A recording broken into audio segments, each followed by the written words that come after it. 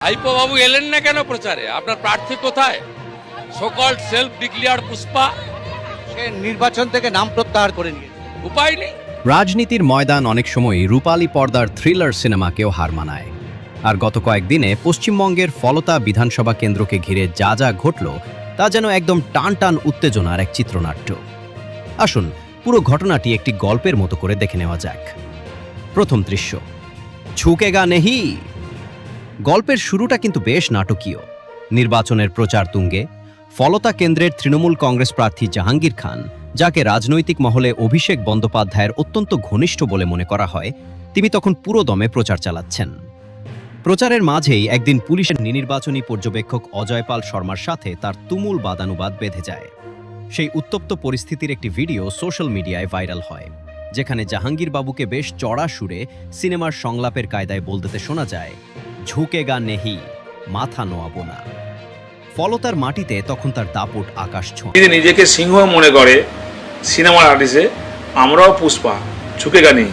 আমরা ঝুঁকবো সাধারণ মানুষের কাছে, আমরা ঝুঁকবো গণদেবতার কাছে। কোনো দিল্লির পুলিশ বা বিজেপির দালালের কাছে আমরা মাথা। যদি নিজেকে সিংহ মনে করে সিনেমার আর্টিস্টে, আমরাও পুষ্পা, ঝুঁকেগা নেই। আমরা ঝুঁকবো সাধারণ মানুষের কাছে, আমরা ঝুঁকবো গণদেবতার কাছে।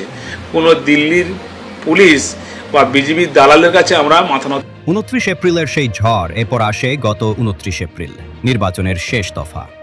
ফলতায় ভোট গ্রহণ শুরু হতেই চারদিকে অশান্তির খবর। কোথাও ইভিএম ভাঙচুর, কোথাও বুথ দখল, আবার কোথাও ভোটারদের ভয় দেখানোর মারাত্মক অভিযোগ।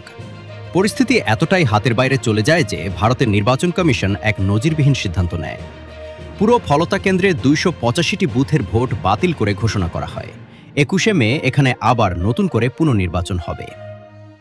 রাজনৈতিক হাওয়া বদল ও মুখ্যমন্ত্রীর হুঁশিয়ারি এবছরের নির্বাচনে পশ্চিমবঙ্গের রাজনৈতিক সমীকরণ সম্পূর্ণ বদলে গেছে। তৃণমূলের দীর্ঘ 15 বছরের শাসনের অবসান ঘটিয়ে বিজেপি ক্ষমতা এসেছে, আর রাজ্যের নতুন মুখ্যমন্ত্রী হয়েছেন শুভেন্দু অধিকারী। ক্ষমতা বদলের এই হাওয়া ফলতাতেও এসে লাগে। গত শনিবার ফলতার এক জনসভায় দাঁড়িয়ে মুখ্যমন্ত্রী শুভেন্দু অধিকারী জাহাঙ্গীর খানকে সরাসরি নিশানা করে হুঁশিয়ারি দেন, ভোট শেষ হোক, ওর ব্যবস্থা আমি করব। এই এক ঘোষণায় ফলতার রাজনৈতিক পারদ এক ধাক্কায় অনেকখানি চড়ে যায়। আদালতের দরজায় জাহাঙ্গীর মুখ্যমন্ত্রীর এই কড়া হুঁশিয়ারির পর জাহাঙ্গীর খানের ওপর চাপ বাড়তে থাকে। গ্রেফতারির আশঙ্কায় তিনি তড়িঘড়ি ছোটেন কলকাতা হাইকোর্টের দ্বারে। 18 মে সোমবার আদালত তাকে কিছুটা স্বস্তি দেয়। বিচারপতি নির্দেশ দেন, আগামী 26 মে পর্যন্ত পুলিশ তার বিরুদ্ধে কোনো কঠোর পদক্ষেপ বা গ্রেফতার করতে পারবে না। আইনি রক্ষা কবচ পেয়ে জাহাঙ্গীর শিবিরের মুখে তখন স্বস্তির হাসি।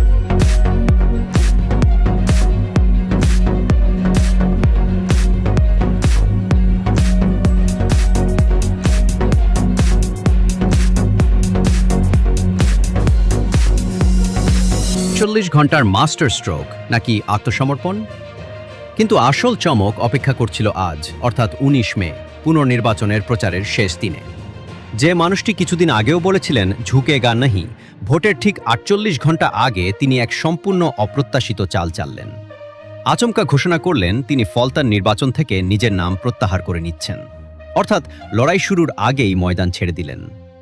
জাহাঙ্গীরবাবু সংবাদ মাধ্যমের সামনে এসে বেশ শান্ত গলায় বললেন, মুখ্যমন্ত্রী শুভেন্দু অধিকারী ফলতার জন্য একটি বিশেষ আর্থিক প্যাকেজ ঘোষণা করেছেন।